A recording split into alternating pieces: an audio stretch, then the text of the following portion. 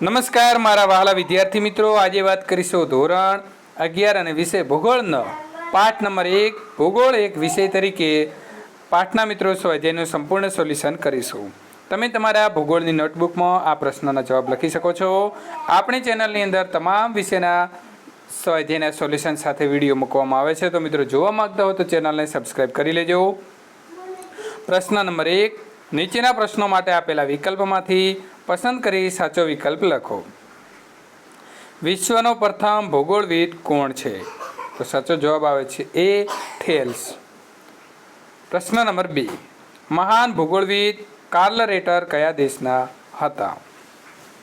સાચો જવાબ આવે છે ડી, જર્મની. પ્રશ્ન નંબર 3, ભારતનો પ્રવાસ કરી ભૂમિ અને લોકજીવનનું વર્ણન કરનાર કોણ હતા?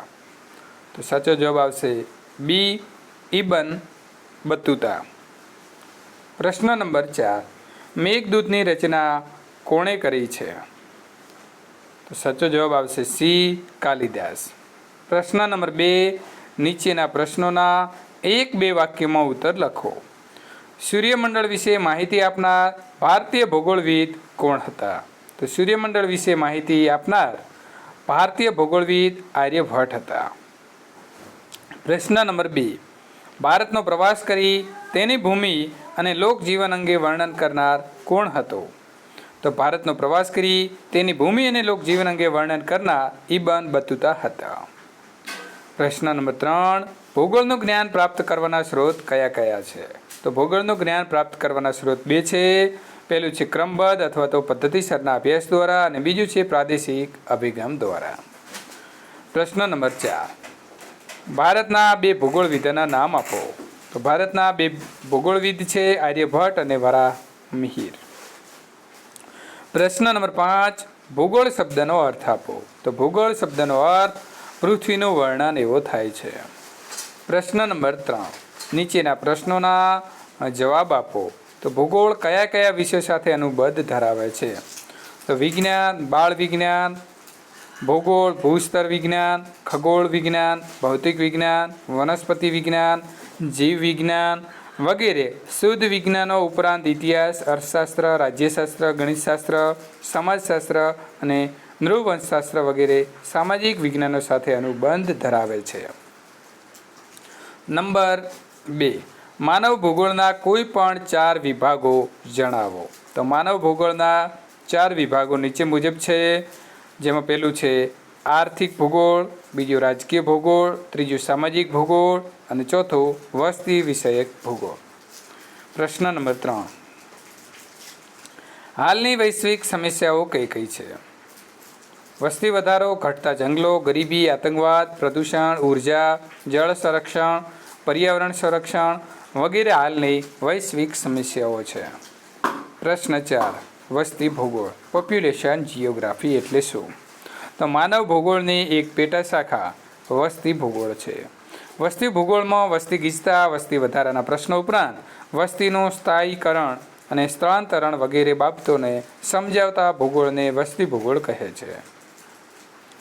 પ્રશ્ન નંબર 4, નીચેના પ્રશ્નોના મુદ્દાસર જવાબ લખો.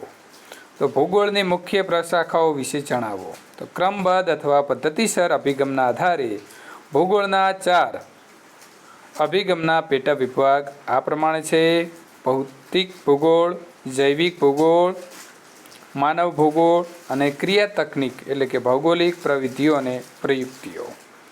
પહેલું છે મિત્રો ભૌતિક ભૂગોળના પેટા વિભાગો જોઈ લઈએ તો ભૂ સ્વરૂપનું વિજ્ઞાન, સમુદ્ર વિજ્ઞાન, આબોહવા વિજ્ઞાન, જમીન વિજ્ઞાન અને જળ વિજ્ઞાન. બીજું છે જૈવિક ભૂગોળના પેટા વિભાગો, તો પારિસ્થિતિક ભૂગોળ, વનસ્પતિ ભૂગોળ, પર્યાવરણીય ભૂગોળ અને પ્રાણી ભૂગોળ. નંબર 3, માનવ ભૂગોળના પેટા વિભાગો: સામાજિક તેમજ સાંસ્કૃતિક ભૂગોળ, ઐતિહાસિક ભૂગોળ, વસ્તી વિષયક ભૂગોળ, રાજકીય ભૂગોળ અને આર્થિક ભૂગોળ. ક્રિયા તકનિકના જે મિત્રો પેટા વિભાગો છે તેમાં નકશા નિર્માણ, માત્રાત્મક તકનિક, ક્ષેત્રીય સર્વેક્ષણ અને ભૌગોલિક માહિતી. અહીં મિત્રો તકનિક જે છે તમારે આવી રીતે લખવાનું રહેશે. પ્રાદેશિક ભૂગોળની મુખ્ય ઉપશાખાઓ નીચે પ્રમાણે છે: પ્રાદેશિક અન્યન, પ્રાદેશિક વિશ્લેષણ, પ્રાદેશિક વિકાસ અને પ્રાદેશિક આયોજન. ભૌતિક ભૂગોળના પેટા વિભાગો જણાવી તેમનું ટૂંકમાં વર્ણન કરો. તો ભૌતિક ભૂગોળને 5 પેટા વિભાગોમાં વહેંચવામાં આવે છે. ભૂ સ્વરૂપ વિજ્ઞાન કે શાસ્ત્ર, આબોહવા વિજ્ઞાન, સમુદ્ર વિજ્ઞાન, જમીન વિજ્ઞાન અને જળ વિજ્ઞાન. ભૂ સ્વરૂપ વિજ્ઞાનમાં પૃથ્વી સપાટી સ્તરના ભૂમિ સ્વરૂપો, તેમનું વિતરણ, ઉત્પત્તિ અને પ્રકાર વિશે માહિતી આપવામાં આવે છે. આબોહવા વિજ્ઞાનમાં વાતાવરણના સ્તરો, ઋતુઓ, વાતાવરણના ઘટકો અને તેના તત્વો જેવા કે તાપમાન, હવાનું દબાણ અને પવનો તથા વૃષ્ટિ.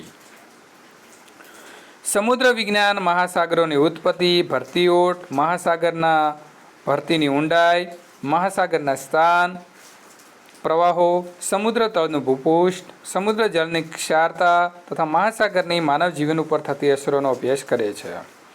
જમીન વિજ્ઞાનમાં જમીનના પ્રકાર, નિર્માણ, વિતરણ તથા તેના લક્ષણો, ઉપયોગિતાના અભ્યાસ થાય છે. જળ વિજ્ઞાન મહાસાગરો, સમુદ્રો, નદીઓ, સરોવરો, હિમનદીઓ વગેરેની જળરાશિ અને તેની ભૂમિકા વિશેનો અભ્યાસ કરે છે. પ્રશ્ન નંબર 3. માનવ ભૂગોળ વિશે ટૂંક નોંધ લખો. તો પ્રકૃતિ અને માનવીના પરસ્પરના સંબંધોના કારણે ગામડા, કસબા, શહેરો, દેશ, કારખાના, સડકો, રેલમાર્ગો, રહેઠાણ વગેરેના સાંસ્કૃતિક લક્ષણો કે વિશેષતાઓ તથા તેમના વિતરણનો અભ્યાસ માનવ ભૂગોળમાં થાય છે. સાંસ્કૃતિક ભૂગોળ, સામાજિક ભૂગોળ, વસ્તી વિષયક ભૂગોળ, ગ્રામીણ ભૂગોળ, શહેરી ભૂગોળ, આર્થિક ભૂગોળ, ઔદ્યોગિક ભૂગોળ, કૃષિ ભૂગોળ, વેપાર અને પરિવહન ભૂગોળ તથા રાજકીય ભૂગોળ વગેરે માનવી ભૂગોળની મુખ્ય વિષય શાખાઓ છે. માનવ ભૂગોળ માનવ વિકાસને આડે આવતા ભૌગોલિક પરિબળો અને ભૌગોલિક સમસ્યાઓ સમજાવે છે. પ્રશ્ન નંબર 5. નીચેના પ્રશ્નોના સવિસ્તાર ઉત્તર લખો. તો વર્તમાન સમયમાં ભૂગોળ ખૂબ જ ઉપયોગી વિષય છે. આ વિધાન સમજાવો.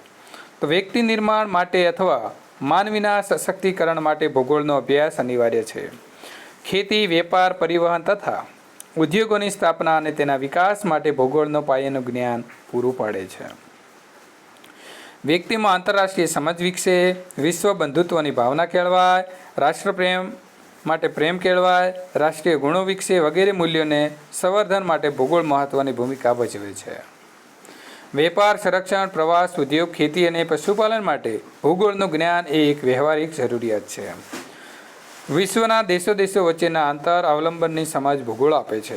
કુદરતી આપત્તિઓ જેવી કે ભૂકંપ, ભૂમિપાત, વાવાઝોડું, પૂર તથા દુષ્કાળમાં પર્યાવરણની સુરક્ષા અને સંવર્ધન અંગેનું જરૂરી માર્ગદર્શન, વૈશ્વિક સમસ્યાઓ જેવી કે જળ સંરક્ષણ, વસ્તી વધારો, ઘટતા જંગલો, ગરીબી, આતંકવાદ વગેરેનો ઉકેલ ભૂગોળ વિશે સૂચવે છે.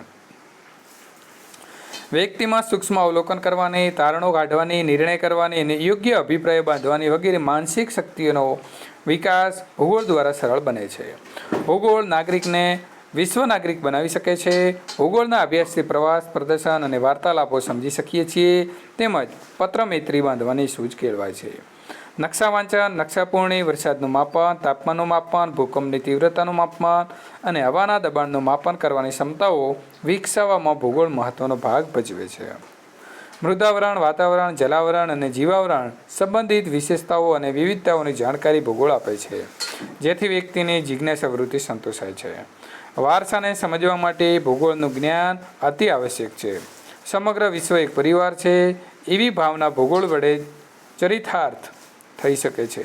તેથી પ્રવર્તમાન સમયના ભૂગોળમાં વિષયનું જ્ઞાન આવશ્યક બન્યું છે. પ્રશ્ન નંબર 2. ભૂગોળનો અર્થ સમજાવી તેના વિશે વસ્તુની ચર્ચા કરો. તો ભૂગોળનો શાબ્દિક અર્થ પૃથ્વીનું વર્ણન એવો થાય છે. પૃથ્વી સપાટીનું પદ્ધતિસર વર્ણન કરતું વિજ્ઞાન એટલે ભૂગોળ. ભૂગોળ માટે જિયોગ્રાફી શબ્દ સૌ પ્રથમ ઈસવીસન પૂર્વની 2જી સદીમાં ગ્રીક ભૂગોળવિદ એરિસ્ટોસ્થનીસે પ્રયોજ્યો હતો. લેટિન ભાષામાં જી શબ્દનો અર્થ પૃથ્વી અને ગ્રાફિયા શબ્દનો અર્થ વર્ણન કરવું થાય છે. તેથી ભૂગોળ એટલે પૃથ્વીનું વર્ણન કરનાર વિજ્ઞાન. કેટલાક ભૂગોળવિદો ભૂગોળના સમગ્ર વિષય વસ્તુને આ 3 ટૂંકા પ્રશ્નો કે 7 શબ્દોમાં વર્ણવે છે. શું છે, ક્યાં છે અને શા માટે છે. ભૂગોળનું કાર્યક્ષેત્ર પૃથ્વી જેટલું વિશાળ હોવા છતાં તેમાં મુખ્યત્વે 2 પરિબળોનો અભ્યાસ થાય છે. પ્રાકૃતિક પરિબળો કે તત્વો અને સાંસ્કૃતિક તત્વો આ બંને પરિબળોને માનવના સંદર્ભે તપાસવામાં આવે છે. ભૂગોળમાં મૃદાવરણ, જલાવરણ, વાતાવરણ, જીવાવરણ અને નૃવંશાવરણનો સમાવેશ થાય છે. તેથી કહી શકાય કે આ 5 આવરણોને અભ્યાસ કરતો વિજ્ઞાન એટલે ભૂગોળ. ભૂગોળ એક વિકસતું વિજ્ઞાન હોવાથી તેના અભ્યાસ ક્ષેત્રમાં અનેક નવી વિગતો અને બાબતોનો ઉમેરો થતો જાય છે.